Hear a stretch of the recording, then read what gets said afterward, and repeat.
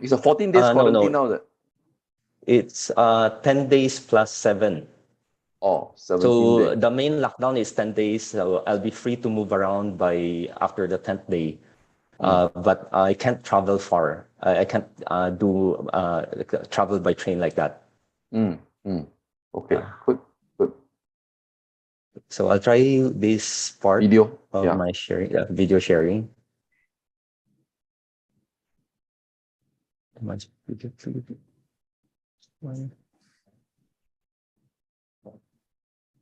从 WiFi 设备的箱子里捞出一把一把的硬币。 Everything good? Yes, the sound is very good. good. Yes, good. How about my voice? Yeah, voice is okay. Voice is okay also. Yes, voice is good. Then that's good. Perfect. That's good. And then we look forward to listen to your sharing later. How's everyone? How's everyone? Good. We are all here. Peaceful and enjoying Master's teachings. Diligently trying to absorb the teachings of Masters every morning. And we learn how to inspire each other as we learn.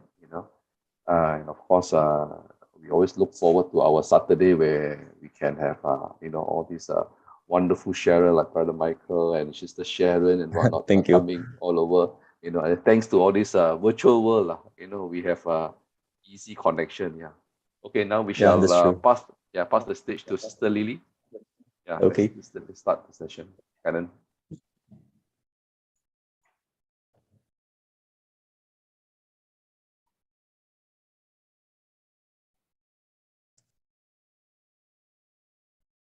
Sister Lily, you're muted. Yeah. Okay. A warm welcome to our Masters, Brother Joe, Hualien Dharma team, and brothers and sisters around the globe to the Saturday Hualien Dharma Talk. A very good morning. Let us start the sessions today. Recently, disasters have happened so rampantly one after another due to the great imbalance of 4 elements. Now with the COVID-19 virus pandemic around the world, Master have great concern and earnestly urge everyone to repent and adopt vegetarian meal. Going vegetarian is a way to express our sincere piety, to pray for peace and a world free of disaster. It is the purest way of love for all living beings. Now let us send our sincere prayers into the 10 directions. May the Sahara land be free from disaster and peace prevails in the world. Let us sing the prayer song with sincere piousness. In my heart, I feel deep gratefulness. All my heart is filled with sincere prayer. From all corners of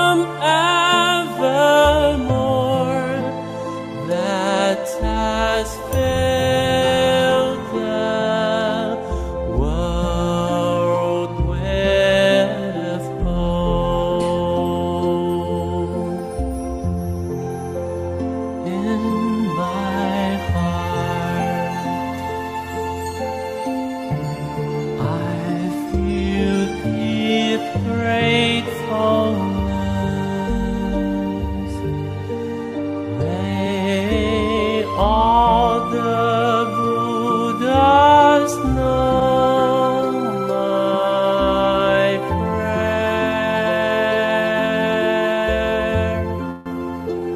All united with one heart, that just end our hate with love.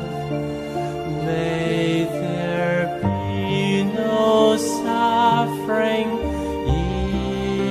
hereafter be.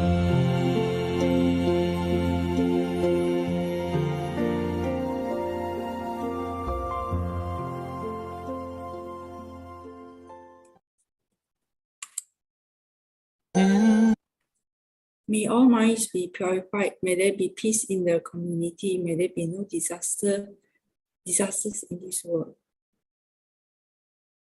Let us chant the universal love and blessings with loving respect, gratitude, and confidence. Let us wish every person in our lives a healthy body, an enlightened mind, and a total fulfillment in universal love. Now let us expand this consciousness to include every person in the world, every being in the universe. Let our unified love make this wonderful world even better. Let us all immerse ourselves in the joyful embrace of universal love. Before we hear the review of Wondrous Lotus Sutra, let us invite our good masters to lead us in paying homage to Triple Gems. Let us pay our respects to these teachings and explanations to the Buddha and Master Cheng Yen by making 3 sincere bows. Please rise, palms together. First bow. Second bow. Third bow. And a bow to our beloved Abud Masters who could join us today.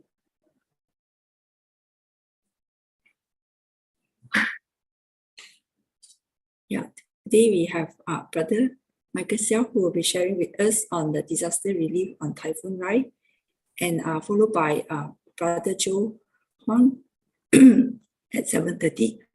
Okay, before we hand over to Brother Siao, Brother Michael Siao, let us invite Sister Su Ching for the weekly summary. Sister Su Ching, over to you. Good morning, everyone. Okay. Morning. Morning. Okay. So a quick summary from last week. Sister Sharon introduced the Australian team's highlights of the past year, the nation's pains and the hardships as the team persevered. Numerous bad news came, and as one challenge disappeared, a new one emerged, painting the future unclear. Against this backdrop, the Tzu team were there at the frontier, bringing help and hope and efforts that are sincere.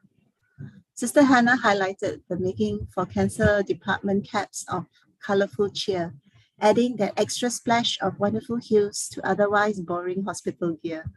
Brother Michael spoke about being part of the flood relief volunteers who fought through debris, intense rubbish. They moved without fear.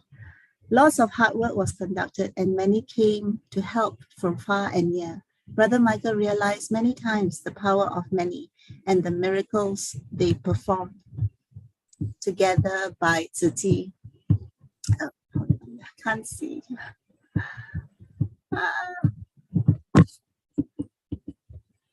By Tzu peers. Oh goodness.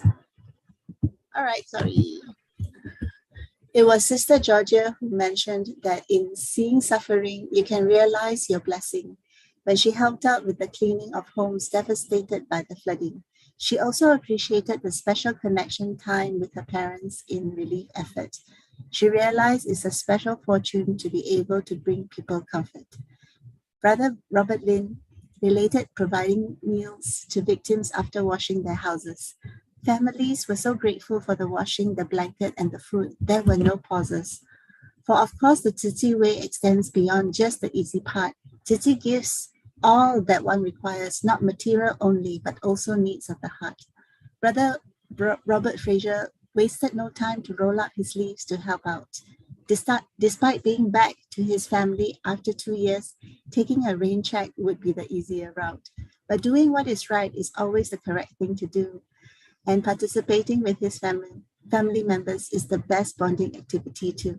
The Australian team's story last Saturday was one of warming reality that proves you can perform miracles upon miracles when you truly work as a united family. Then Brother Joe Huang came on and presented the chapter of skillful means. The chapter of skillful means is a collection of many years after Buddha's passing. It connects us to Buddhahood through a series of systems that is differing. The chapter is descriptive and teaches us tools, including the 37 principles of enlightenment. And then there is the 3 fours, which are the 4 mindfulness of establishment, 4 rightful efforts, and 4 bases of spiritual power too. 2 fives, the 5 roots, and the 5 strengths are important for you. The 7, 8, and the 10 strength, and 4 fearlessness. Knowing all this will equip your life with greater righteousness. And that's it from me. I will pass over to Sister Su Ching to introduce the next speaker. Thank you so much for listening. Sister Su Ching for the wonderful summary, and Sister Lily for starting this session with prayers. Good morning, brothers and sisters. We are most grateful to have with us today Brother Michael Siao. This morning, before we continue with this session, we had listening to one of the episodes of Wisdom from Skillful Teaching. Plant a foundation of blessed wisdom. Master started by saying, by doing one good deed, we create one portion of blessings. With the root of virtuous and purifying practices, both blessings and wisdom will thrive. When we sincerely connect to the Buddha's mind, we can shoulder the burden of the great Dharma. Wow, this resonates very closely with our speaker this morning, Brother Michael. He's truly an exemplary living bodhisattva, and we have heard from him several times. I recall each time I have to get ready my handkerchief because it's always very inspiring and touching how our Philippines family relieve the sufferings of the local.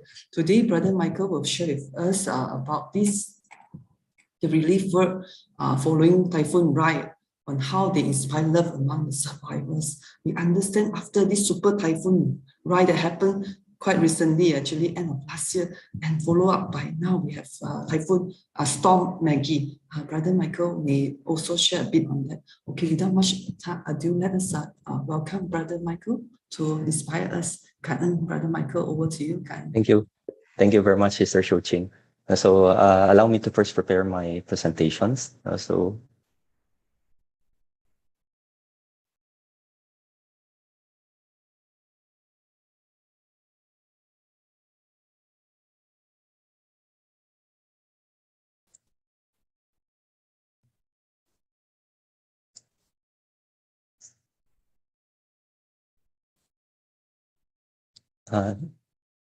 Okay, our beloved master, dear master, masters of the abode. So pleasant good morning to everyone. I'd like to really extend my gratitude for this invitation once again, and for this opportunity to be able to connect with one another and to be able to share with one another. So as I mentioned a while ago, I'm currently in Taiwan, undergoing my quarantine, because I'm very much looking forward to really meet our master soon. So today I chose this title, Nurturing Seeds of Kindness, because our efforts has already went beyond disaster relief. And we'll cover more of it later. As mentioned a while ago, the Philippines has been undergoing many of these disasters. In fact, it's quite common for the Philippines to encounter an average of about 20 typhoons yearly. So about 1 or 2 big ones hit almost every year. Sorry, Brother Michael. Your slides are also, we can see your notes. Is that the intention? Or rather want to enlarge the slide? We can read the notes also at the screen. Just checking with Brother. The presentation is not the enlargement, it's with the notes. Allow me to repeat everything. Both sides. Brother. Okay, I'll do the sharing now. The slide sharing.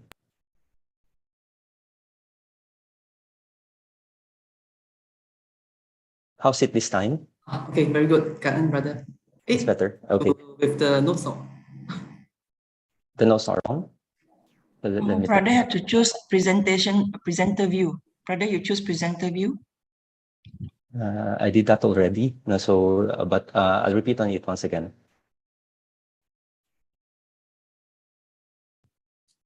It's okay, brother Michael. I did that during my recent presentation also. No, Just it's now, quite brother, common. dry run, right?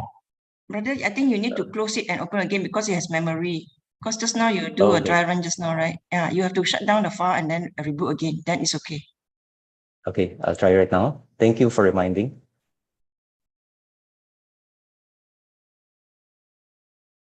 Okay, I'll do the sharing now. Can you check if everything's okay?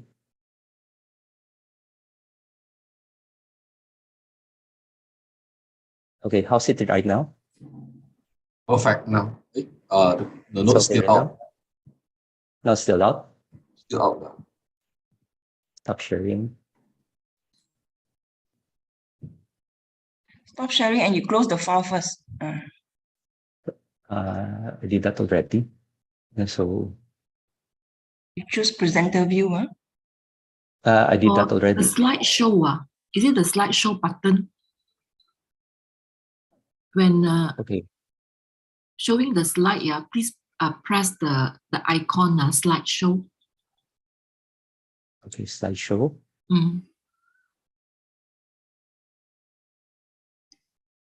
Then brother will be Okay. able to view the full screen of the slide. How's it right now? Or It's not out. It's not out yet. Please try to share screen again. oh yes, sorry. One more. This is sharing screen. Share.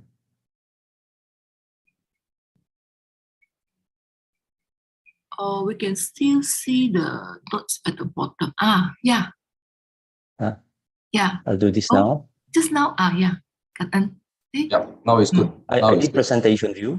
It's good right now? Like just now. Or the notes are out? The notes are... How's it? The notes still appearing, but just now, the previous.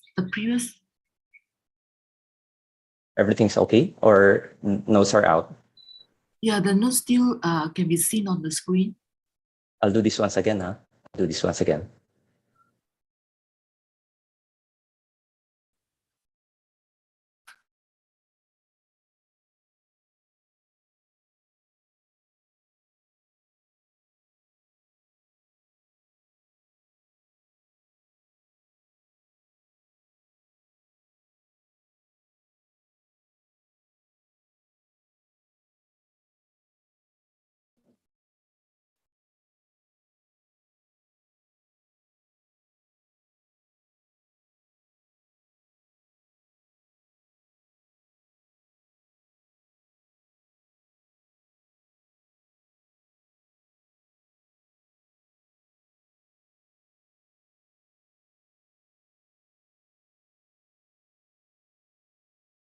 Oh, okay. Yeah, now we couldn't see already.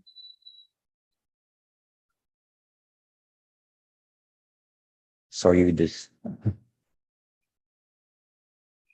No worry, brother. How about the previous screen? We can't see the notes just now. From beginning, 这个很好。Good. Don't click. How's it? Don't click presenter view, is it? Or the notes are out once again? Now the notes out, but before this was perfect. For this, I'd have to use the notes. I'm sorry for this. No worry. It's okay now. You go ahead, brother. It's okay. No, I think it's I think it's a video. I closed the video to avoid disruption. Okay, it's okay now. I can see you. I can hear you. Yeah. How's it? Brother, Notes are there? Sorry, brother, not yet share screen. Oh, sorry. Share screen.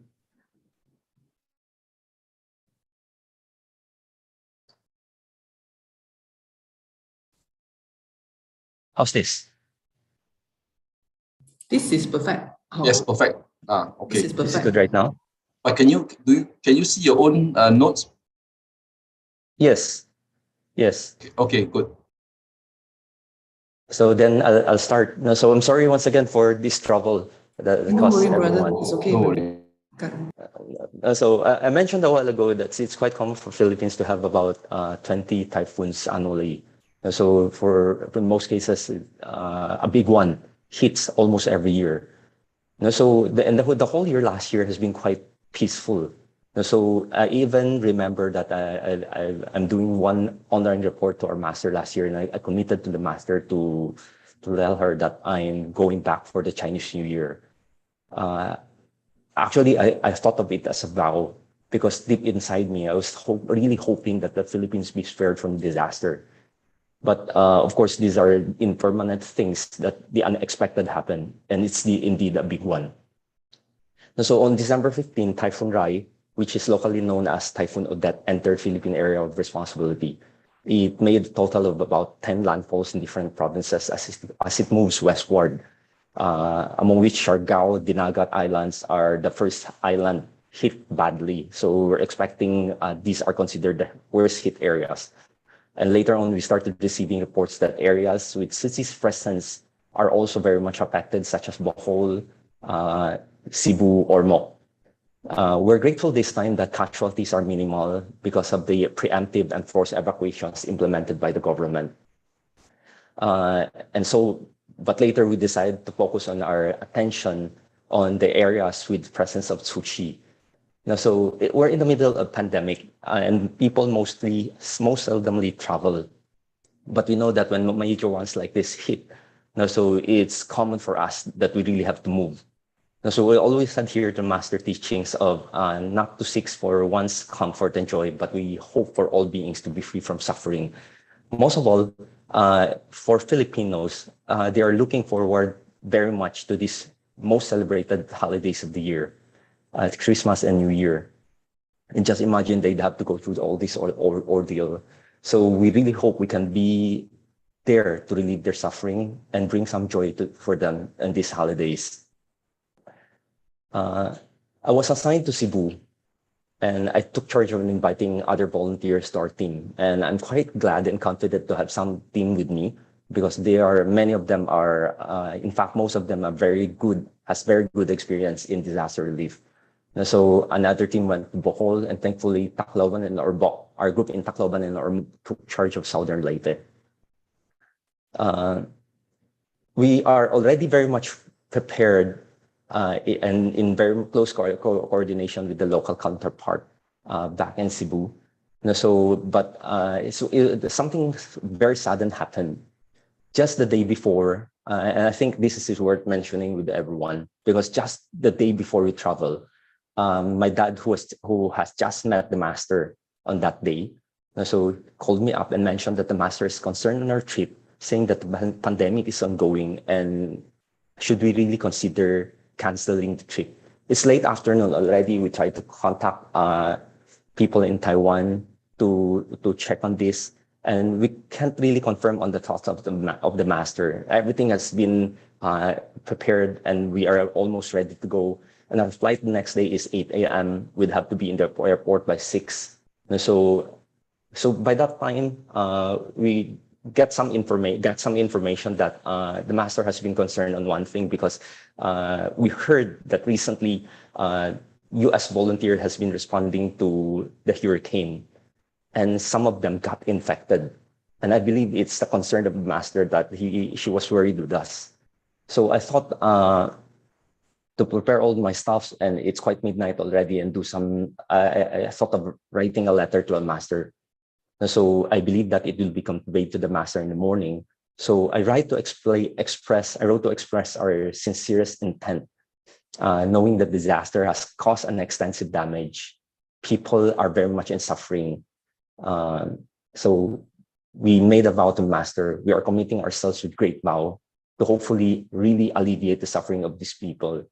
And we prayed that this sincerity will help counter or offset the negative karma of getting bothered by unseen forces, as what the master has been teaching us, such as the virus. So And the next morning, and of course, at the end of the letter, I also mentioned to our master that and our whole team will be very earnest in taking the Jingxi herbal soup, so as the master will not worry much about our travel. So the next morning, the information was conveyed to the master, and the master gave the blessing. So we pushed through with our trip. And finally, in between this December 19 and 24, 3 teams were actually dispatched to assess that situation in Cebu, Bohol, and Southern Leyte. With several experienced team members with me, such as former CEO Brother Alfred, to help lead, we further split ourselves into 3 teams to cover more areas. We saw that the areas affected are very much devastated, and thousands of houses were really wrecked. So, in government supplies during that time haven't reached all affected areas, and it's been more than a week. Through our ocular visits and our interview with the people, we learned that for some people, just to survive, they got no choice but to eat the unripe bananas from fallen trees. So it's we can't really bear to hear such things like that. So we try to really push forth with our effort, and we hope to finish the mission as early as possible. Actually, many of us book a one-way ticket intending to finish the relief all the way through. But we realize that local governments are still struggling to complete the names of disaster volunteers. So we decided finally to return to Manila to further prepare for the upcoming relief.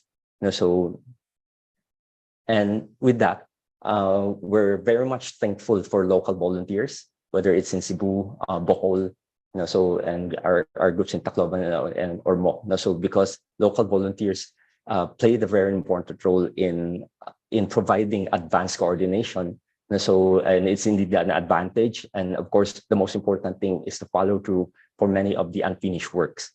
So we actually, before we left, we recommended to our team in Cebu that it's really up to them to really mobilize more people, because our manpower who came from Manila will be very much limited, and we'll be there to share our experience. And as much as possible, we want to move, as Master has been teaching us in the past. We really have to bring people out. So that's why we recommended them to have at least 3 to 4 teams of at least 20 people each. And we're grateful that they indeed came up with that. So on January 1 to 7 this year, so Susi volunteers went back to the disaster site to finally provide rice, blanket, and cash assistance to the survivors. I won't be going much details into the relief, so because many of which I remember on my past sharing here, I have been to some of these details already. So, but I'd rather share some of the learnings in relating to the Dharma. I'm very grateful to their team who went back, as we are very much in unison on the master's perspective on implementing this relief.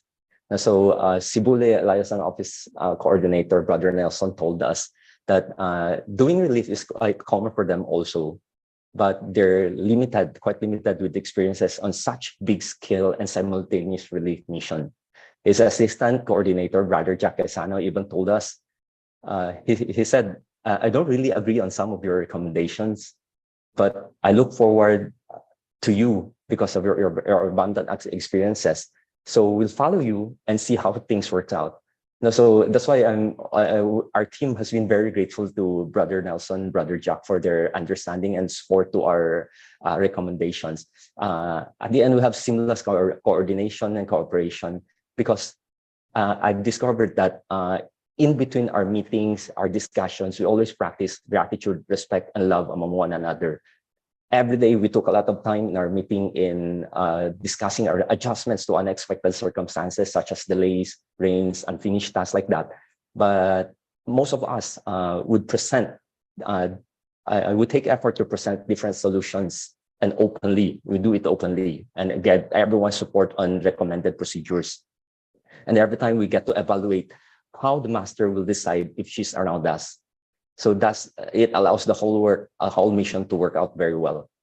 So the master often told us in dealing with people, things, and matters around that, in dealing with all these stuffs, we're encountering a lot of problems in most things because of two stuffs, which is desires and attachment.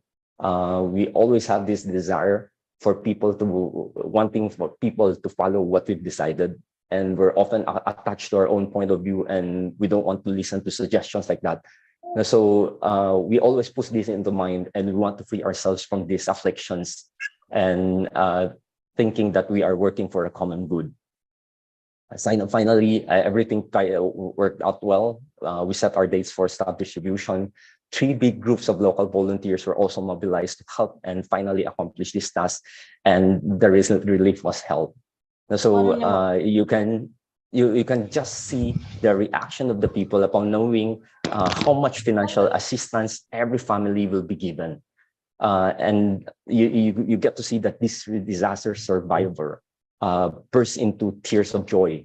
So it's basically the cried out of disbelief. And I remember that moment that we announced we're providing assistance, and initially no one reacted, because I believe it's quite common for government to providing some financial aid during this pandemic period. But the moment we announced, as the master has always told us, that whenever we want to give aid, we want to let the people really feel that abundance and really feel that they are really cared for. So the moment that we get to announce the amount, so during that time, it's 10,000, 15,000, and 20,000 pesos for small, medium, and large families. People literally, so we get to see them cry out in disbelief. And finally, the dates are also set and announced them when they can go to the banks. The banks also gave their full cooperation. So they opened on Saturday to accommodate our request. And the bank released the fund in its behalf for these people. So I'm really grateful for our brothers and sisters to cover the relief missions in other areas. So I was thinking of finishing my assignments in Cebu, and I have to return immediately on January 5 after finishing my mission there. I went back late in the afternoon, and I'd have to do my swab test. So on January 6th, so as a requirement to go to Taiwan. Everything schedule has been going according to plan. It will take me 21 days in quarantine if ever I travel during that time to finally meet the master exactly on the Chinese New Year's Eve. But the unexpected thing happened. So my swab test turned out positive. I'm positive for COVID. So I'd have to cancel all my flight, the booked quarantine hotel, and I'd have to be locked down instead of in Taiwan. I'd have to be locked down in the Philippines at my home. So I'm thankful, but somehow because we got our booster shot and we're fully vaccinated, so it just seems like flu, and I was able to recover fast. So I got everyone concerned, and I'm very grateful for the prayers of everyone. But somehow I've been thinking, maybe during this time, I've been thinking, I believe there's an unfinished business, unfinished task to do. So moving on after my quarantine, I learned that the relief mission in Bohol wasn't done yet. So I was thinking that time, instead of going to Taiwan and to be left down only, so during the Chinese New Year, I thought of maybe I'd stay and help in this relief mission. And I thought that time, it's been quite a month already after Typhoon. There are still relief assistance that wasn't finished being distributed.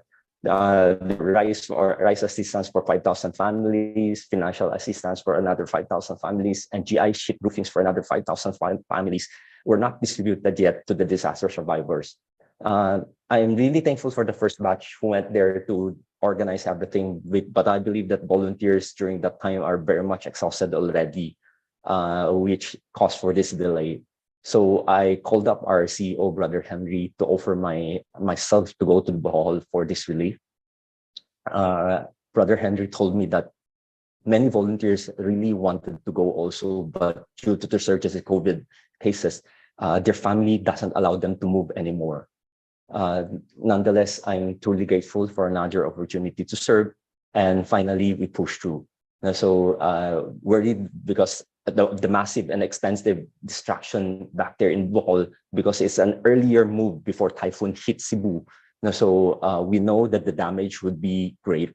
So finally, we were able to go back by January 19 to prepare for this financial assistance to 6 badly affected towns.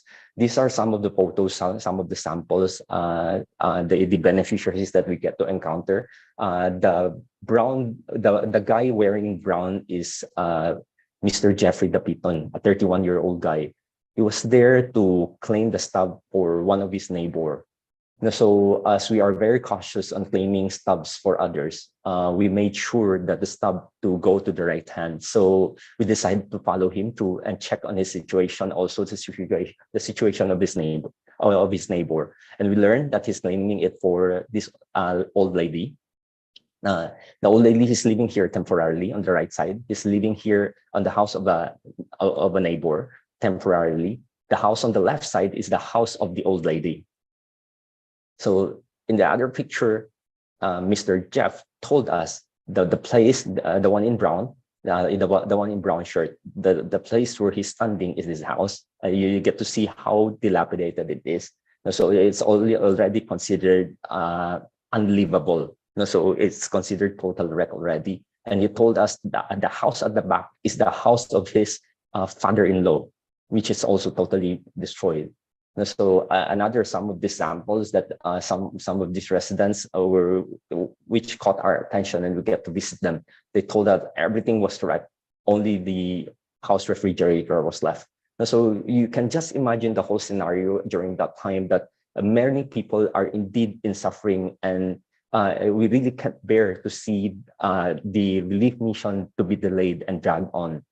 So finally, I'm grateful that another team of volunteers from Manila followed through to finally help us in implementing the cash assistance, allowing us to finish this on time. And finally, by January 29, we were able to cover these 6 badly affected barangays. So later on, upon the arrival of the 30,000 sheets of the GI roofings, one dedicated volunteer, Brother Joseph, who's been to Taiwan for the heart surgery several years ago, went back again to Bohol to assist local volunteers for the relief on February 17 and 27.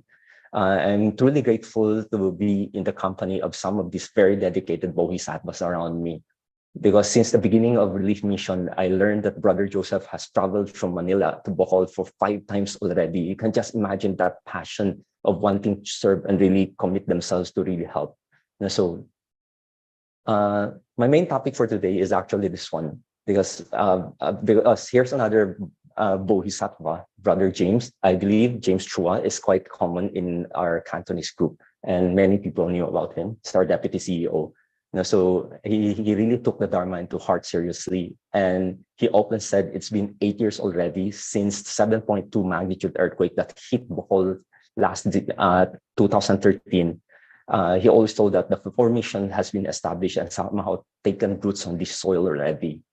Yet Brother James, who's in charge of this development, often felt remorseful towards the master for not being able to bring out many volunteers and donors. So he was absent during the relief mission due to prior commitments in Singapore. So aside from regular calls to monitor his relief situations, all he can do is worry, and he can't be of any help at that time. That's why after his return, all he can think of is a fervent wish to really recruit bodhisattva. So we started planning about this. So allow me to share with you an excerpt from the passage of the teachings of the master in his lecture about the Jingxi Wonder Sutra, series 864. She told us that the Tathagata knew the roots of goodness among sentient beings have matured. Transforming them in due time will allow their affinity in finding spiritual liberty to ripen. Thus, when their roots and affinity have matured, do not let the proper timing to transform them slips by. The master has been reminding us, transforming sentient beings. In transforming sentient beings, we really have to seize our time, make the most of our time, and do not allow time to slip by. Now, so aside from awakening ourselves to the Dharma, we have to pass on this awakening, inspire others. So we really have to go deep among mankind and to really bring salvation, to relieve the the suffering of all beings. So I mentioned about Tathagata a while ago. For those who are not common with this term, it's basically a Pali word. So the Buddha used it to refer to himself or to other Buddhas. So it's also meaning that for those who run, who has that does come, Rulaya in Chinese. So I'll be using many of these teachings of the master as subtitles as our mission to this time relates. So resonates with these teachings properly. So on March 2 to 7, just recently, 4 of our volunteers from Manila went back again to Bohol, and our objective this time is to hold Chinese New Year blessing. Most importantly, we're looking forward to start recruiting local volunteers. So many would have wondered, it's way past the Chinese New Year. It's 1 month already after the Chinese New Year. How come celebrating Chinese New Year blessings? So because we're thinking of hoping to strike while the iron is hot. And we're seeing that the roots of goodness among these people have matured, and people has that very positive response and that strong gratefulness for Tzu. So we were thinking it is necessary for them, it is necessary for us to pass on this master's blessing also for them. And hopefully through this gathering, we can start recruiting these people. We first met with the mayors to ask them to help in assigning their officials to support our activities. So, say for example, upon learning the Tzu's kind intent to start developing volunteers and inspire goodness among her constituents, the mayor of Inabanga, Roji Humamoy, expressed her full support. She hoped that, you know what she told us during that time, she was really excited, and she told us, and we shared one of the booklet of Tzu's effort, expressing the efforts of, it's a magazine about Tzu's effort in Bohol. And she was very excited, and you know what she told us? She says, she's not only hoping for Tzu to cover 3 barangays, hopefully all 50 of her barangays will be transformed by Tzu. That's what she told us during that time. In that magazine, the title of the magazine says, going back to Bohol, never give and never forget Bohol. So never forget our commitment to help Bohol. So it's actually a message of the master during that time when Bohol was hit by the 2013 earthquake. So we use it as a title to remind ourselves that we are always committed to the needs of the sentient beings. The mayor, upon seeing that, told us and told her people, she says, just imagine Suchi volunteers who are not with us from this Bohol, came all the way to bring all this aid and to bring all this care and love. So it's the more for all of us to really have to be able to stand up. So we get to see that it's due time to transform these sentient beings. So it allows the affinity for them to find spiritual liberty to ripen. So finally, on March 5 to 6, for these 2 days, Tzu were able to hold 2 sessions each day of these Chinese New Year blessings in the town of Inabanga and Tubigon in Bohol. Actually, I see this as an indication, a sign that we can succeed in Bodhisattva recruitment. So the first sign that we get to see here is people are willing to come. So somehow after our encounter, after our relief mission, this is our first encounter bringing prayers of peace for everyone. And these people has that passion to really come and get to see what Tzu is all about. So another sign that we saw is the active participation of local volunteers when assigned their tasks.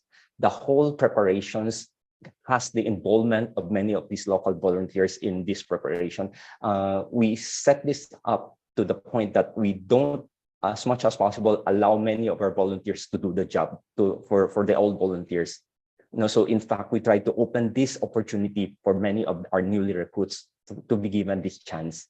And the next sign is the support for local volunteers. Aside from the support from the Inabanga mayor, another one is the support from this Tubigon mayor. This is somehow a wonderful timing, and as we can see, it's wondrous Dharma. Because during that time, This is basically one thing that happened during that time. Our coordinator back there in Bohol has been telling that the mayor to be present in our prayer event is as much as possible to be present in the whole Chinese New Year event. Initially, the mayor just came up to make some speech, then he left. So it so happened that we have 2 sessions on that day. And at the end of the day, the mayor came. So the mayor came, and we saw that maybe it's a good timing. So because the moment he came, it's quite late in the afternoon, it's dimming already. And that moment is the moment that everyone lit up our candles for the prayer vigil. So the scene has been very auspicious, and the timing has been so nice. The mayor brought his family and some of his officials with him, and seeing the whole scene struck a chord in his heart. So, and it's timing that after that, I'm the one to do the closing. So it so happened that during that time, we mentioned to them about our effort. We came all the way paying for our expenses, our travel expense, our hotel accommodation. So because every mission of city, we cherish the donation of people very much. So, and in fact, I started encouraging everyone that just imagine saving 1 cigarette a day. So discarding 1 cigarette because it's 6 pesos here in the Philippines to have one to lit up 1 cigarette. So if you can set aside that 6 peso, you can already be of help to so many people in need, just as what we did in the whole mission during Bohol. So after that, the mayor went up to stage and he was very touched. You know what he told us? So she said, "I'm very moved by your deeds. I'm truly inspired." So he says every day he was spending 300 pesos for his cigarette. And for a month, he's spending about 9,000 pesos. He told us, from now on, I will quit my cigarette smoking and save this money for Tzu Chi. So this will not only help my fellow men, but will also make me healthier. So the mayor committed to give 5,000 every month to be a regular member of Tzu Chi. So this is another sign that we get to see that there's hope for this community because of the transformation we see from the mayor. So, and of course, as the passage of Master mentioned, that not to allow proper timing to slip by. So this is the final moment, which is the most important indication, because we allowed people to sign up, asking them if they are willing to join the ranks of Tzu Chi to be our donating members. So everyone signed up, and people are there because of the pandemic issue. We have to limit our capacity for only about 400 per sessions. So we asked to have representatives, 1 representative only for each family. So you can just imagine every individual seated there are basically a representation of the head of the family. So everyone signed up, and we distributed our coin banks to them. So at the end of the day, everyone raised up their coin banks and donor registration sheet.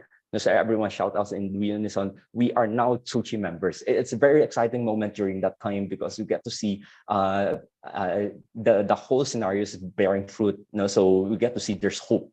So, and finally, the Chinese New Year has ended. We lit up the candle.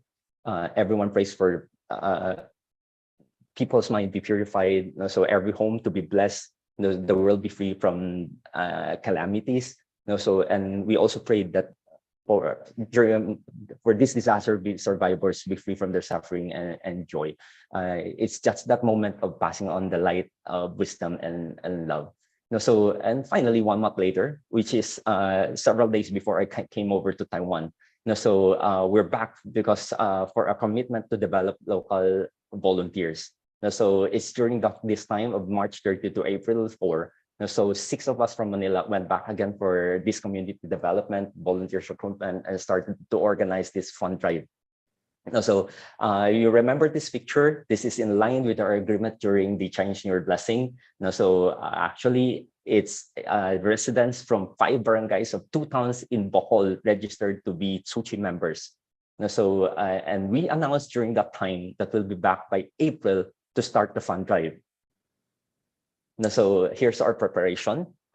We headed earlier, so to prepare ourselves. So we first met with our group of volunteers from the town of Sabbayan. These volunteers are the volunteers that are developed after the earthquake from 2013 earthquake of Bohol. So it's in the town of Sabbayan. So we first met up with them, and our main objective is to prepare them for the weekend activity in developing these volunteers of the two new towns. So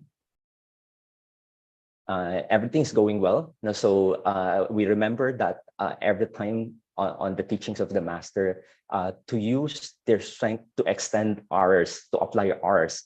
So learning that since volunteers from Manila are here to guide them, these Sagbayan volunteers are very much excited and they joyfully participated in this gathering. So it's the start of the moment that every time of this gathering, it's basically a gathering of Dharma assembly, because we make use of this gathering to share the master's thoughts, so to share Sisi's ideals, so the principles of Tzu Chi. So these are basic things that we get to run these programs with. So we encourage everyone to be not to be contented by simply being a happy volunteers, because when we say it's a happy volunteer, these are volunteers that now you see him, now you don't. So we encourage them to have that dedication. We told the volunteers that they really have to know their responsibilities well, and let's all live up for our life's value. So it's this very critical moment that we're asking for their support, because we want them to really also be with us in grabbing this opportunity to help cities in guiding this disaster survivor into the new ranks of Tzu Chi. So, and we're grateful that these local volunteers all committed to be part to help in guiding these new volunteers, especially in the town of Tubigon in Inabanga. So somehow it's a good start. And another team was split. So another team of volunteers went to meet the town mayors of Inabanga and Tubigon for the courtesy visit and to inform them of the upcoming activities. So our volunteers also went to collect the mayor's donation of Tzu Chi Foundation for donation to Tzu Chi. As we mentioned a while ago, the mayor of Inabanga, the mayor of Tubigon, the one in blue, Mr. William Howe. True to his commitment, the mayor really donated 5,000, and he even reminded the volunteers to come back every month to collect from him. So, and we're quite happy about this, because somehow the mayor is very true to his words, and it's setting a very good example for his constituents. So, as we mentioned, using their strength to extend ours. So on March 31, we had another meeting with the newly recruited volunteers from the town of Tubigon and Inabanga. So the collection groups are finalized, as well as we assigned these routes in preparation for the weekend fundraising. So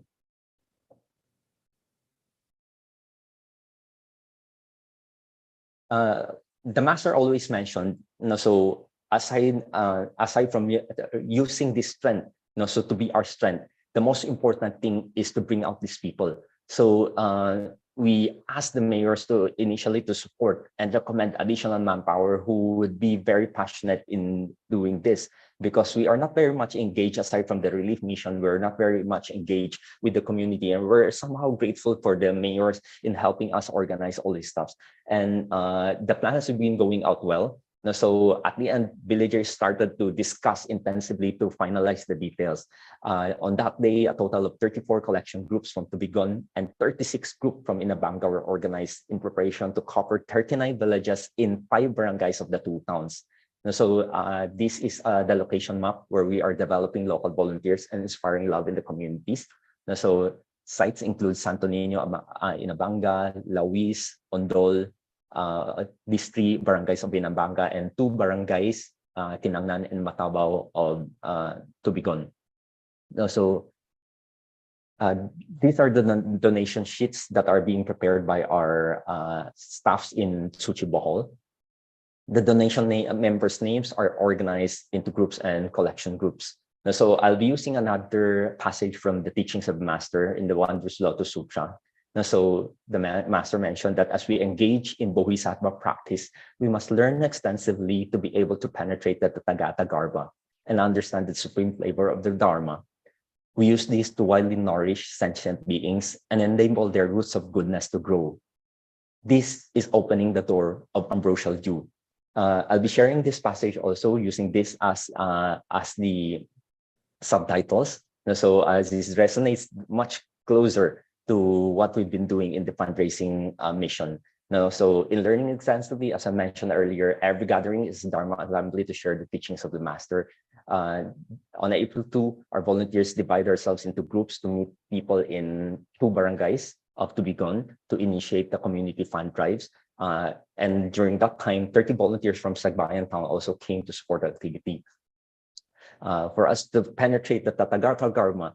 So this is one thing that, say for example, that our brothers from Cebu, Brother Jack and Brother Mulric, came all the way from Cebu by boat to join the activity. So Brother Jack Resano, who is the assistant coordinator of Cebu, he's an entrepreneur of a renowned company in the Philippines. So upon witnessing how these people are happily giving their contribution, he was very amazed and really touched. So upon seeing these people's sincerity. So we don't want to let go of every opportunity that we have. There's a village in Barangay Matabao, which is located in an island. So, and there are 30 families who registered with us as Su Ching members. So we don't want to let this opportunity go by without dropping by them. So we send collecting teams to them, and these collecting teams braved the tides. So took a boat ride just to reach them. So villagers there are mostly fishermen. They are living in very poor living condition, as you can see at this background. So, but everyone is very happy in welcoming city volunteers during that time, and of course in handling their coin banks to us. So it's a very beautiful feeling for the volunteers who went there. So yeah, and going on to understand the supreme flavor of the Dharma. So every time, so this also in the next day, April 3, we went to Inabanga to gather these people from these are another set of volunteers in Inabanga. So we gave short orientation and of course assigned them in this task. I remember during that time sharing with them one story about the piece of cloth in every monk's robe. So it's about the story of the poor lady who offered to Sariputra.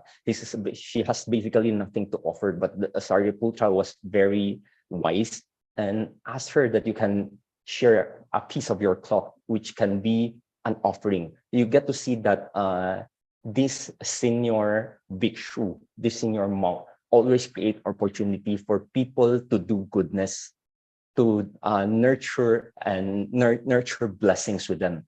So the same thing, we want to pass on to allow people to understand this and understand the supreme flavor of the Dharma.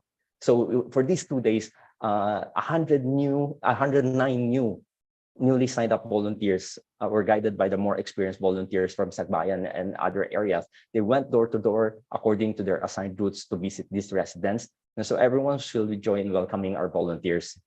So you get to see the scene. So these people weren't able totally to recover from the devastation of disasters. So, but we get to see that the Dharma can widely nourish sentient beings. So despite their poor condition, you get to see every family is basically generous in giving their donation. So every time we went to these houses, many of them would automatically tell us, they told us that, you know, this roofing came from your house.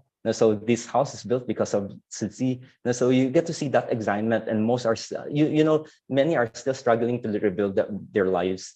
But despite such condition, we were always welcomed with smiles, and they gave their donations willingly.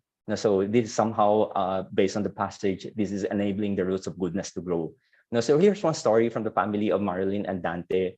They harvest nipa for a living. They do it to make roofings for local houses. Each sheets of this nipa only sells for about 2 pesos.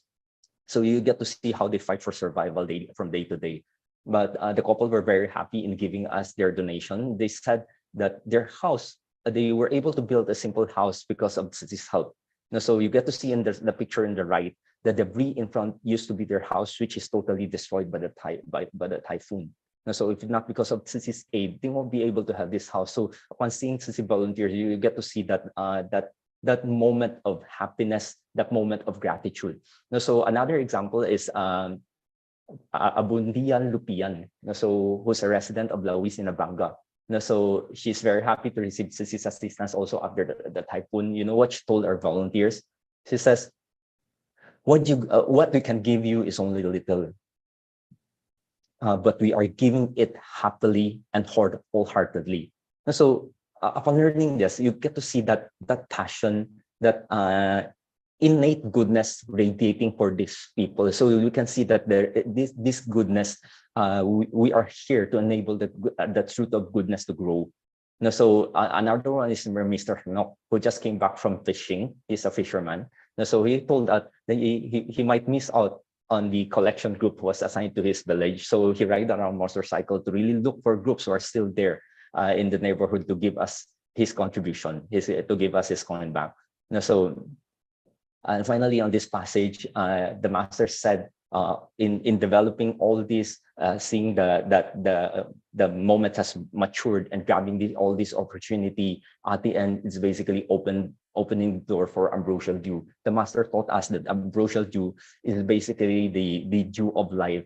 So it would mean that the Dharma that we internalize would help us to weather through so many sufferings and allow us to open up with our wisdom. So just like this sample is a Francisca Locinario who lives alone and collects seashells for a living.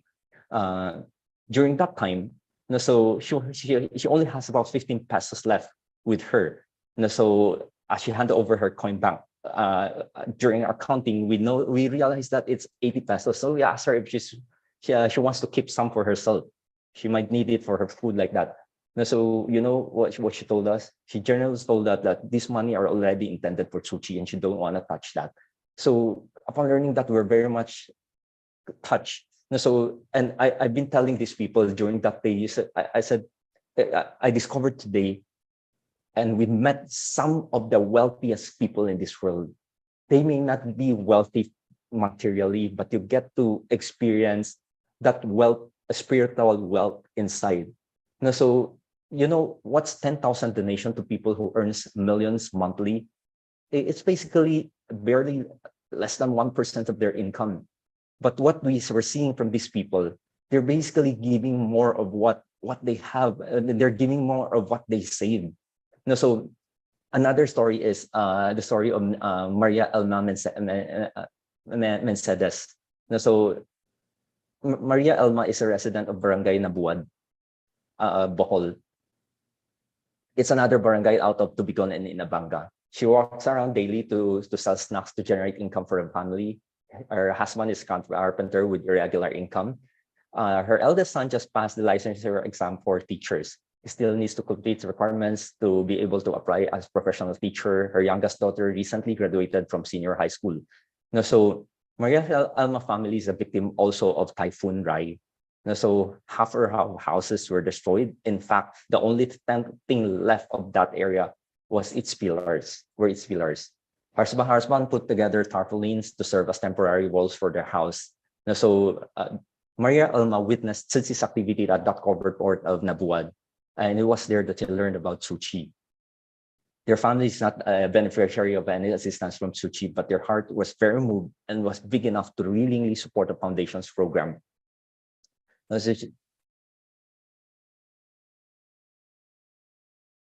Okay, she was very, very excited upon seeing volunteers came to their village to collect her family's donation, and she told her volunteers she'll be willingly, diligently putting coins in the can every day, so that when we return next time, it will be ready for the collection. So our volunteers are really developing long-lasting great love among this community. So our volunteers very much persistent in reminding every resident that we will be back next month. Well, of course, the residents are very much happy, looking forward to it.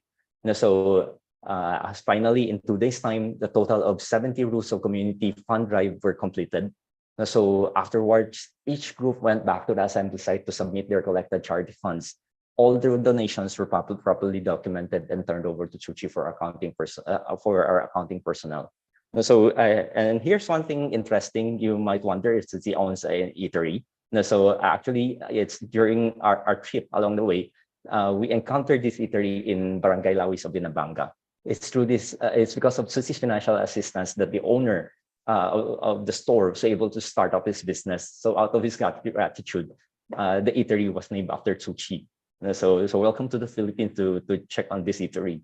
So moving on, with the intent of providing authentic vegetarian dishes for lunch to serve the volunteers who took effort in the fund drive, and at the same time to set pace for our promotion of vegetarianism in the coming days.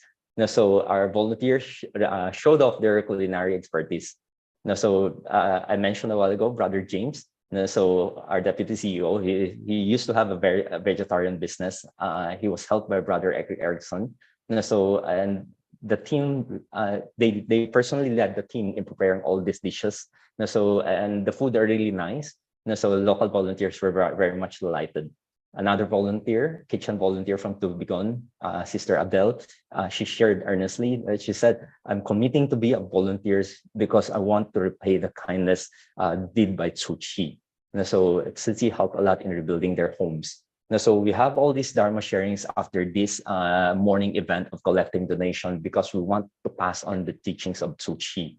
So beyond that, we also shared a printout, a photo of taken during Chinese New Year with these people. It's a group photo, probably the first step of these people entering the doors of Su Ching, and the local volunteers are very excited to have this remembrance.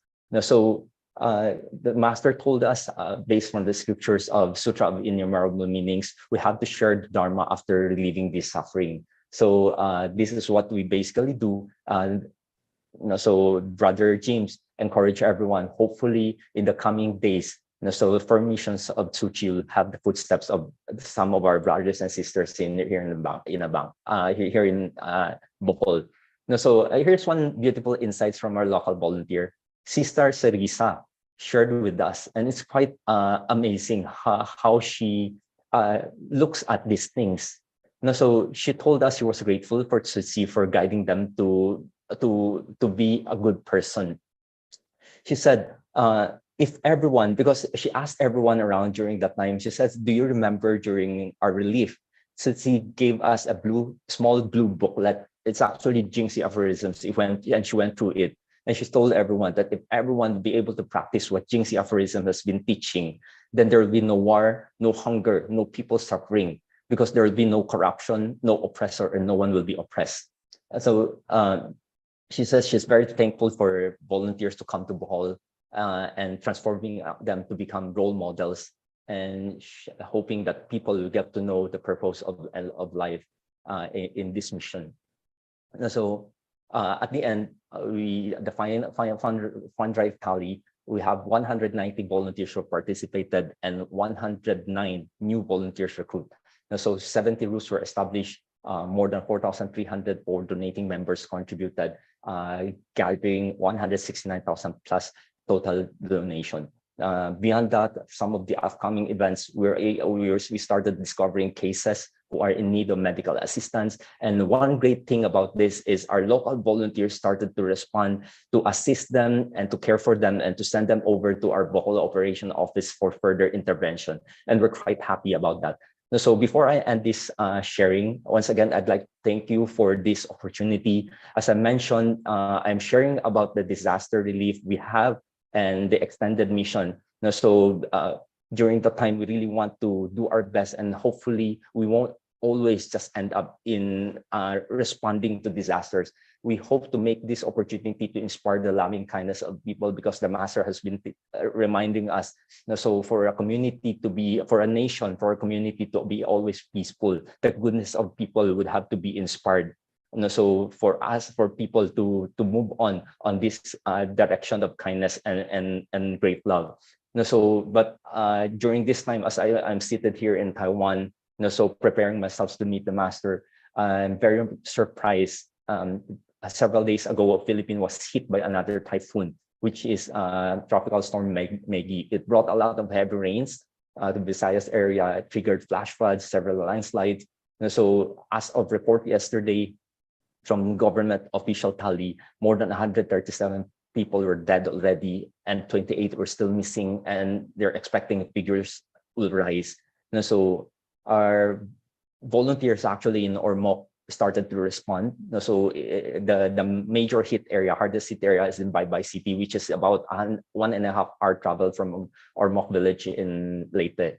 So our volunteers started to engage already. So they started sending some attention, care to the victims in the hospital, and even brought water with their water trucks to help supply some water. They're already preparing for the relief mission, but as they went back to their village, they discovered that their own community, the whole Tsuchi Ormoc village, was also flooded, and they would have to attend to their community. So we're grateful for our brothers back there, brothers and sisters back there in Tacloban, in preparing for themselves and being in close coordination with the government already to move on with this relief mission, for this upcoming relief mission. So I'd like to take this opportunity. So please pray for the Philippines. So we know, of course, the whole world is in turmoil with the wars waging in Russia, Iraq, many disaster sites happening. And just imagine, say, for example, the typhoon that we experienced recently. It's summertime in there in the Philippines, as based on what I know from my experience, ever since I haven't even encountered, and this is the first time that we get to encounter one typhoon in April, which never happened in the past. So we know all these global climate emergencies that we really have to pay attention, and people really need to get back to the track of kindness and goodness, to inspire more loving kindness and help respond to these people. With that, I conclude. Once again, thank you very much for this opportunity to be able to share this morning. Thank you. Many thanks to Brother Michael. Always great. Always very happy to see Brother Michael accept the message that Brother Michael brings us is always the ones with sadness, and also the ones with disaster. However, he always also brought us hope, because he's one of the most diligent students and the disciples of Master, because you can tell that everything that he does and all the process of distribution and also interacting with the government and also the volunteers, everything he does comes from the teaching. And that is, without saying, the utmost way to repay the kindness of the Master, is to put her teachings into use. And that goes much further than, sharings or just copying and reciting sutra, because Brother Michael is indeed walking the path that Master had given us and also opened a path for us. Many thanks, and also many prayers for the current the typhoon. And Brother Michael reminded us again that this is very strange indeed, that the typhoon happening in April, it's getting further earlier. It's getting earlier and earlier. But the disaster doesn't mean that it's going to get any less. We have the wars, and now we have the man-made problems, and now we have the natural disasters. So much work ahead.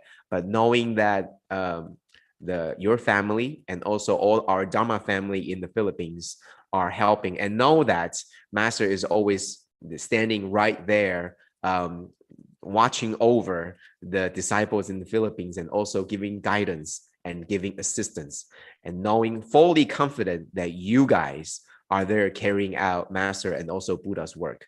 Thank you very much, Brother Michael. I wish there's more time.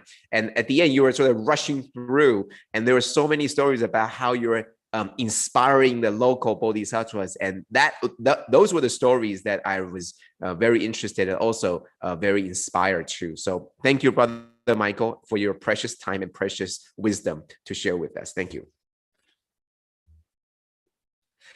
Okay, I'm sure, hoping in the future, Brother Michael, please do give us, whenever you have time, please do give us more opportunities to share with us how each very little step, because I think some of the hardest part is to get through the hurdles between people, and how do you really bring something new, a new idea.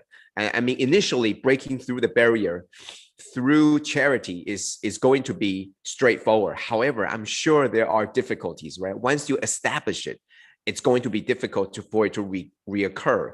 The recurrence of something good is going to take more effort. The initial inspiration is there. However, how do you persistently carry through? That's going to be very difficult. And that, I think, is a very important lesson for all our coordinators and also volunteers worldwide to know and understand. So once again, thank you, Brother Michael. Thank you, Brother Joe. Thank you, everyone. Thank you. Thank you.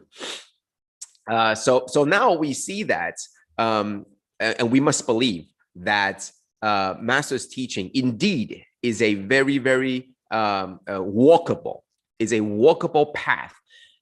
So for all those of you that were sort of reading the sutras and you're thinking of it as a literature, as a study, or as something that is sort of a academia, then Brother Michael just proved to us that it's indeed a path, it's indeed a roadway that we could all do and we could all follow. So following from what we have been talking about from last week, I think one of the things that really inspired me was the fact that Brother Michael has always, in his sharing to Master, in his reports or online meetings with our department or with the other volunteers, the one thing that Brother Michael holds dear and holds true is the teachings of the Master. And I think that goes a long way to share with people that it's not just written in the books. It can be done in real life.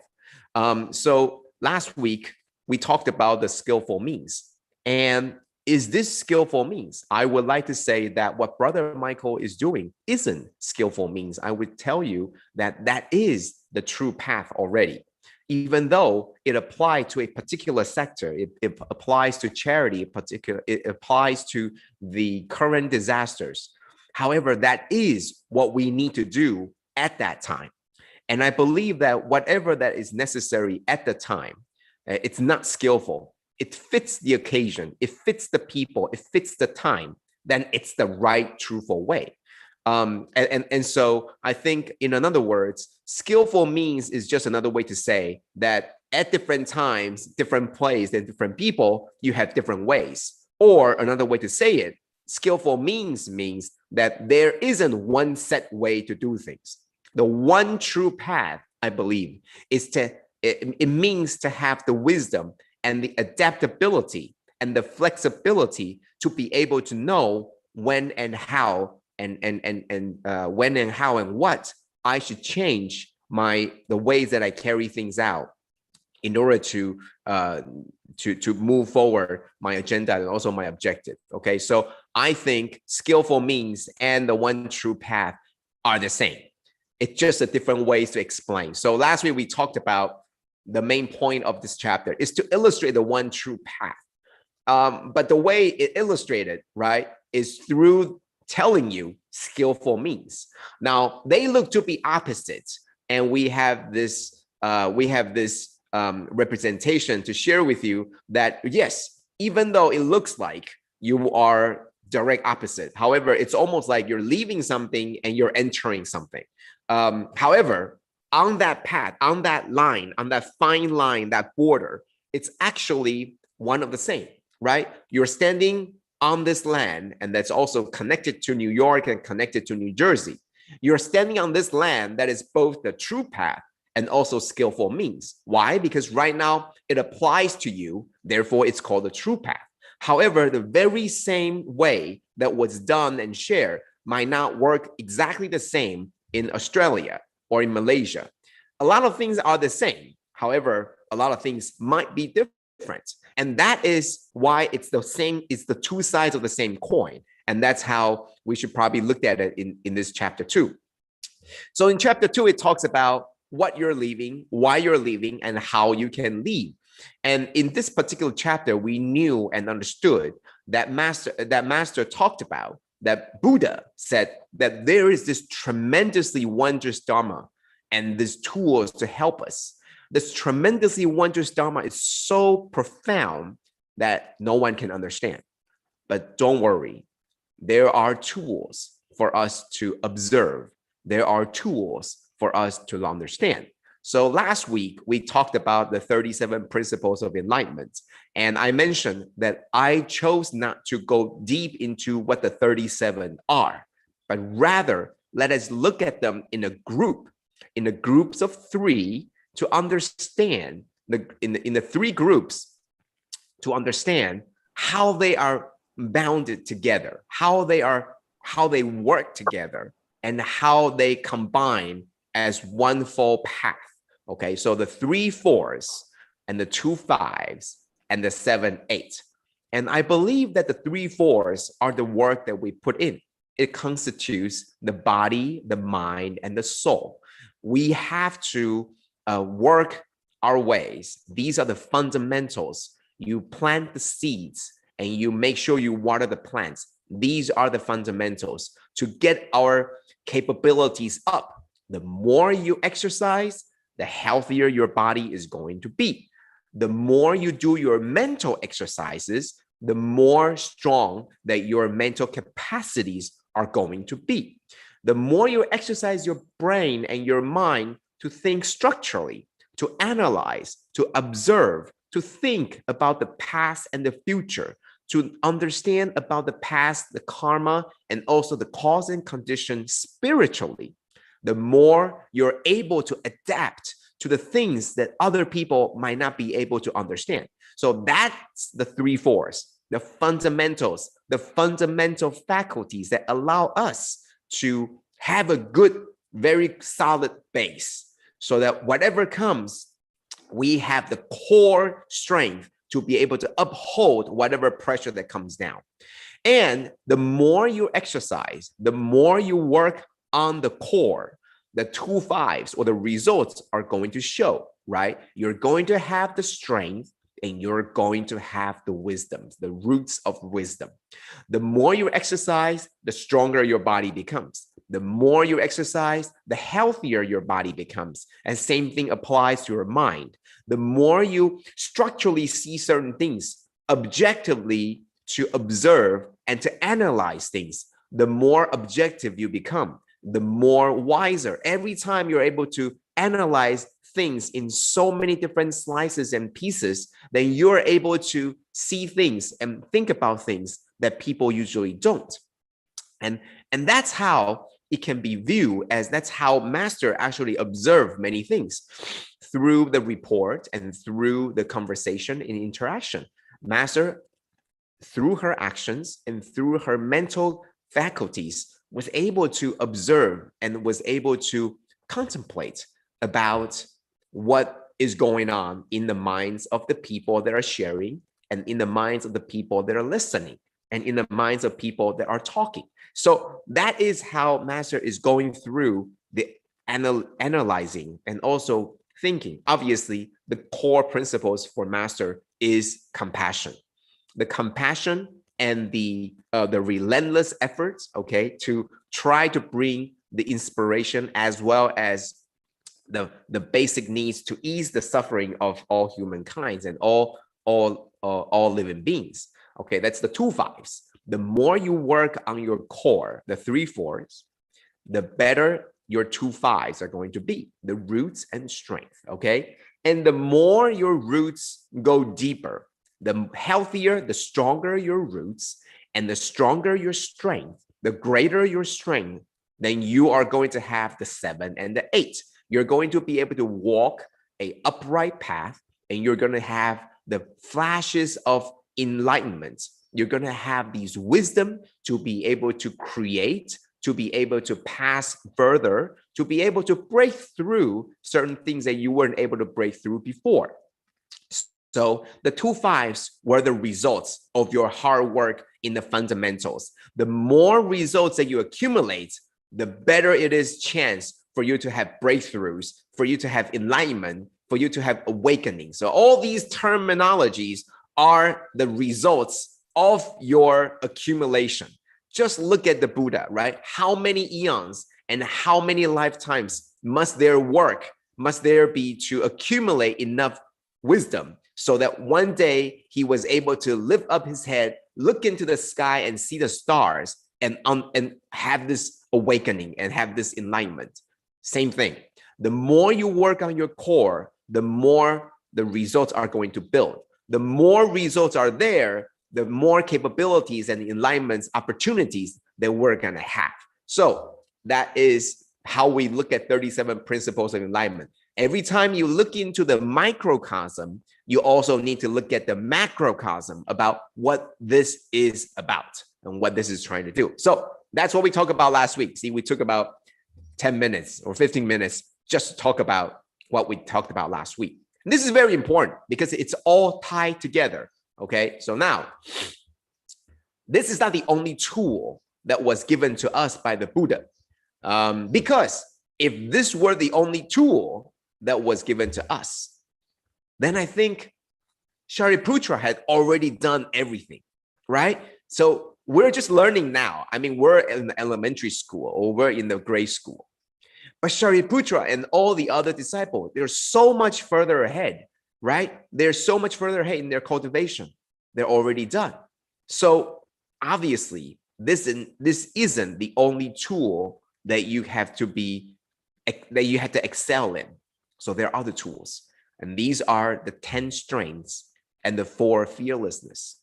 Okay. And what are they? And why are they here? So these are the questions that I always ask myself. I don't just take these as given. I ask myself, there must be a reason why these are the things that Master share with us. Because in the actual scripture itself, it didn't talk all that much about the 10 strength and the 4 fearlessness.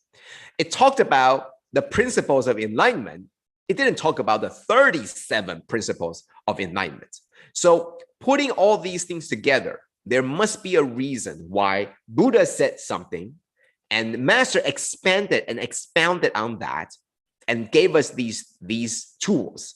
So what does that mean and how are they all connected? The 37 principles of enlightenment deals more about yourself, deals more about teaching you and giving you the tools so that you are able to overcome and break through, giving you the tools and the understandings so that you can work on your own, right? Building up your core, accumulating the results, the roots and the strength, and eventually you're going to have these wisdom to be able to counter whatever the problems that you might find in your life. That's the 37 principles of enlightenment. However, the 10 strengths talks about the ability to teach Dharma. So it's the next step. Once you understand how you are able to frame things, once you understand how you're able to build your core through the body, the mind, and the soul to enhance yourself to get through your own difficulties.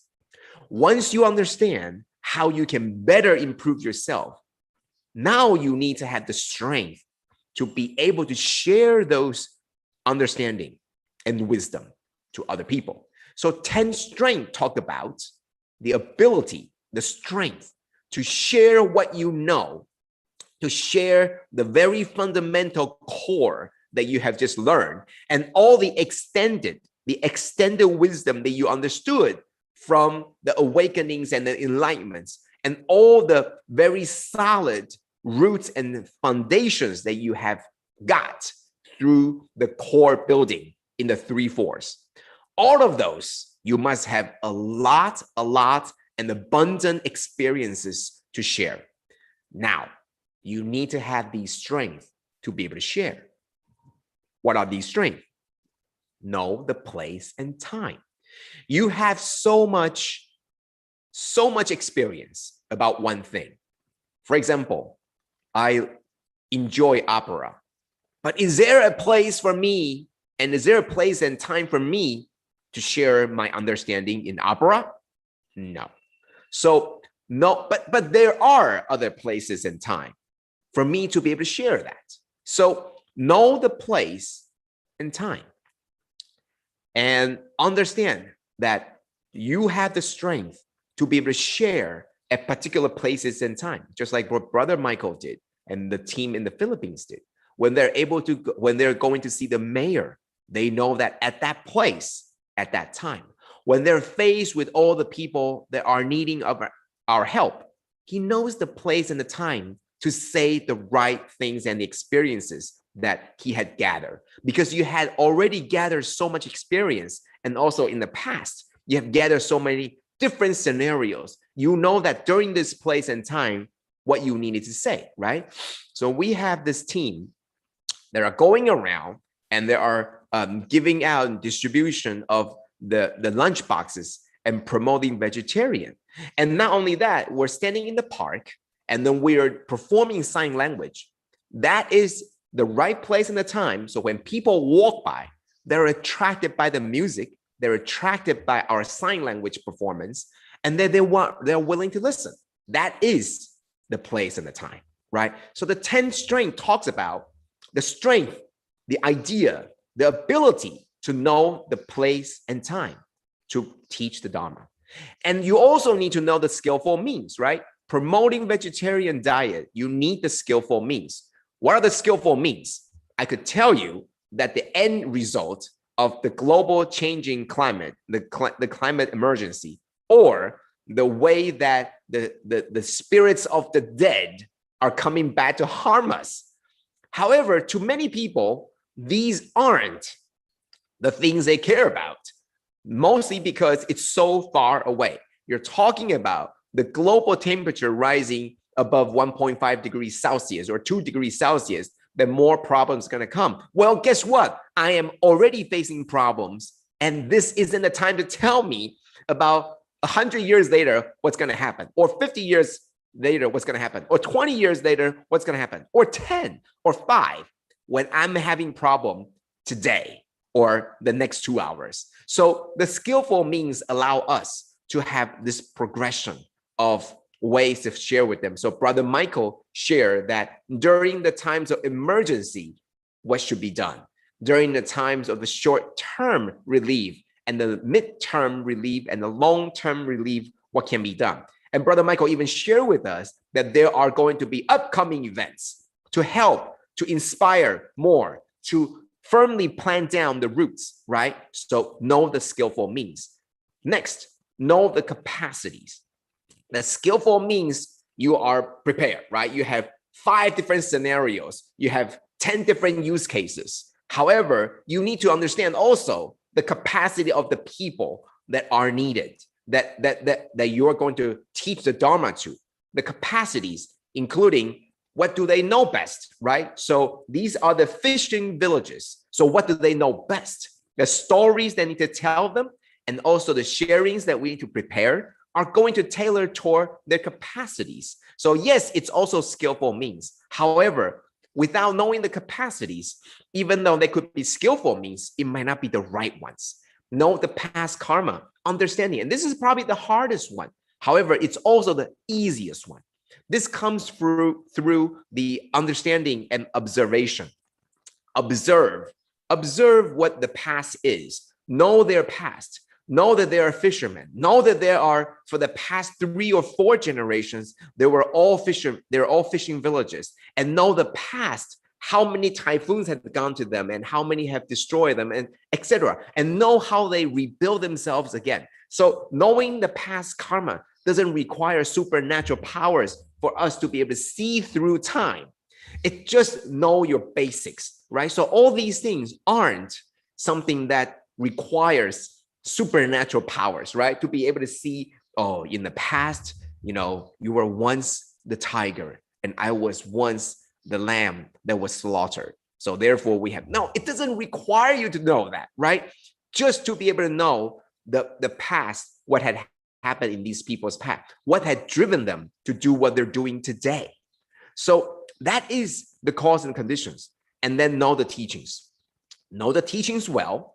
And this is what also one of the things that I mentioned earlier about Brother Michael, one of the things that's really inspirational and something that we should really learn is to constantly put the teachings close to heart.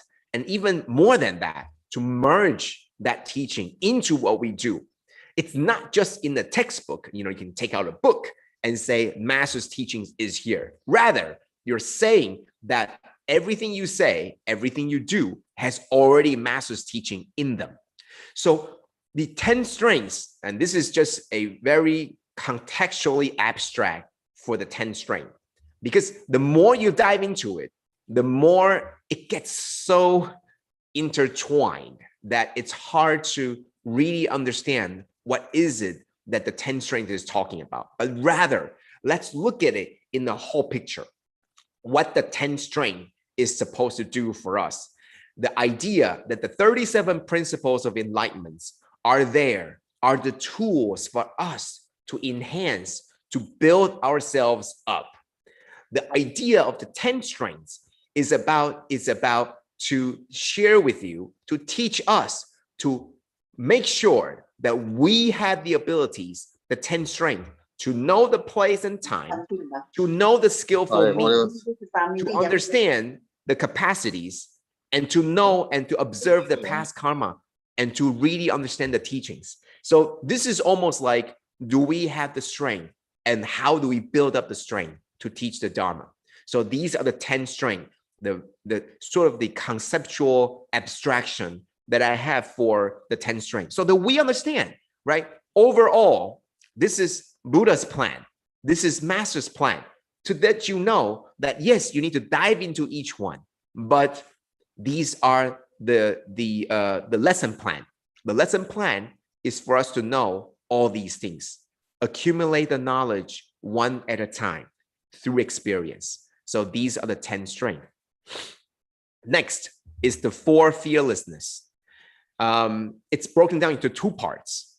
One is for yourself. You are fearless because you know the one true teaching. The Buddha did. So the Buddha was fearless. Buddha knew that his teaching is the universal truth. Therefore, you are fearless. Also, you know that everything that you say and everything that you do is without affliction. This is what Master said, that all the donation, all the money, Master knew that did not go into her pocket, did not misuse any one bit. There is confidence and full faith in the things that Master does. So Master, without affliction, is no fear. Without any doubt in the way that Tzu Chi is doing. So she has no fear. Even if there are people challenging, even if there are people doubting, even if there are people questioning, Master would always be confident and always fearless, because Master believed fully that this is the path, walking into the masses, walking among the passes, and also having the Bodhisattva path. This is the one true teaching, and there is fearless. Master knew that all the things she did was for selfless reason, and is to be able to promote, to inspire the inherent Buddha nature in everyone. Master knew that that was the one true teaching. Master knew that all these things were without affliction. Therefore, there is fearless courage, no fear in going forward.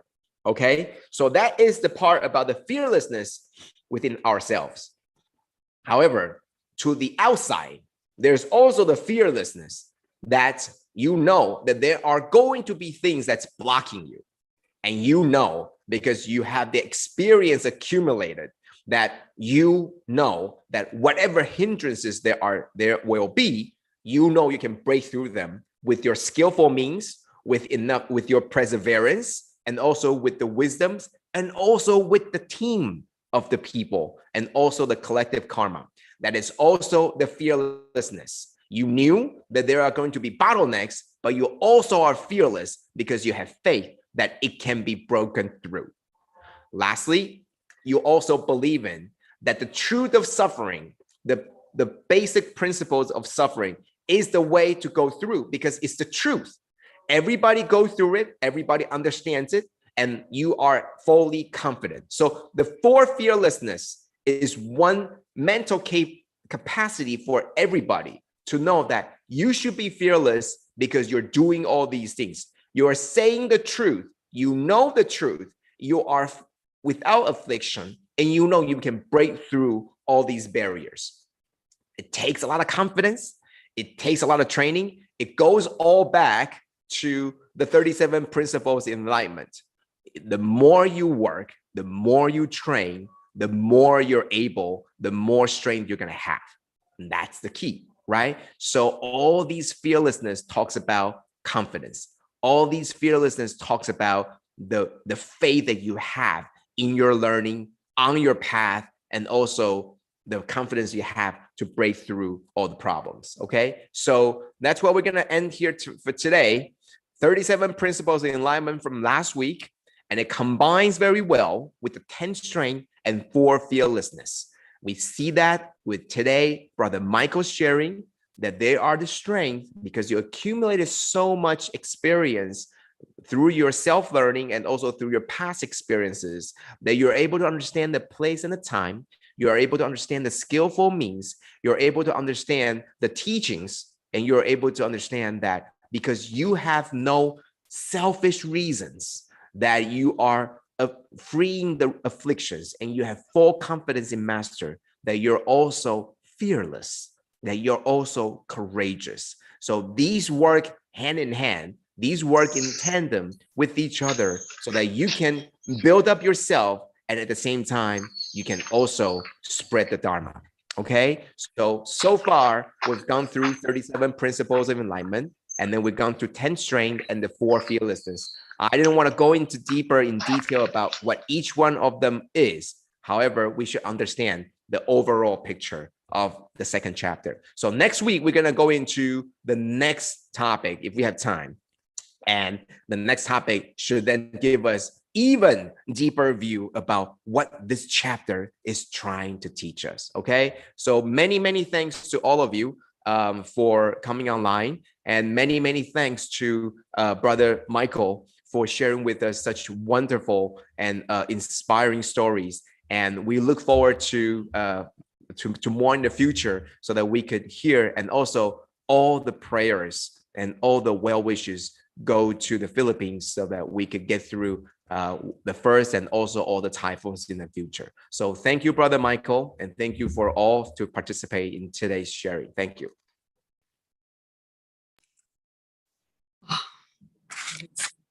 Kangen Brother Joe and Brother Michael for the truly most inspiring and insightful sharing today. Both resonate so closely with each other. We trust everyone just like me, both most inspired, and we are ready on the go. The episodes that we are learning every morning nowadays is on the skillful teachings. Indeed, very grateful to Brother Joe for revising with us these 37 principles of enlightenment, the 10 strength and the 4 fearlessness. Indeed, like Master said, as we heard this morning, Master said in this world, perhaps those now walking on the Bodhisattva path will be among those countless Bodhisattvas in Sariputra's future as flower like Buddha. That's what we are seeing, the many Bodhisattvas. So it's really true, like Brother Joe said, it's not merely about reciting or chanting the sutra. It's to take Master's teaching to our heart, just like what Brother Michael is showing us today, and practice it in our Philippines family and many exemplary role models. Okay, I'm not sure if the sister wish, brothers and sisters wish to take a group photo as a remembrance. Okay, before we depart for activities today, everyone can on your video and let's take a memorable picture. And Brother Michael, yes, I'll I think keep in touch with Sister Peggy on these more regular sharings from Philippines. We trust, indeed, we really look forward. It's also on Pusata 1000, recruitment of Bodhisattva, which are masters, and I think all the worldwide we are doing now. So this is really exemplary. All these examples that we could really need and put into use. Okay, how? Brothers and sisters, if okay, let's take a group picture. Sister YY is helping us, right? Sister Lily, how? Yeah.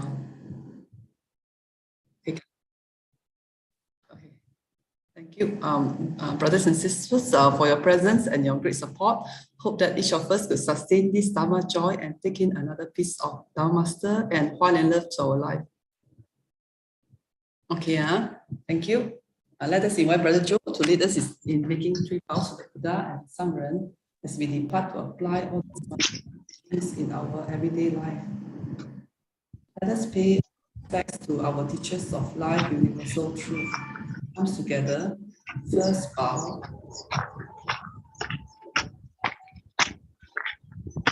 Second bow. Third bow. And brothers and sisters, everyone, those who are available can join the noon and night prayers daily. We are praying for Philippines. We heard about this typhoon, and of course, all the worldwide disasters and sufferings. Okay, take good care, everyone. Stay safe. Yeah, stay safe. Stay safe. Kanan, bye-bye. Bye. Take care, We look forward to everyone. next Saturday. Brother Joe will have a new topic for us.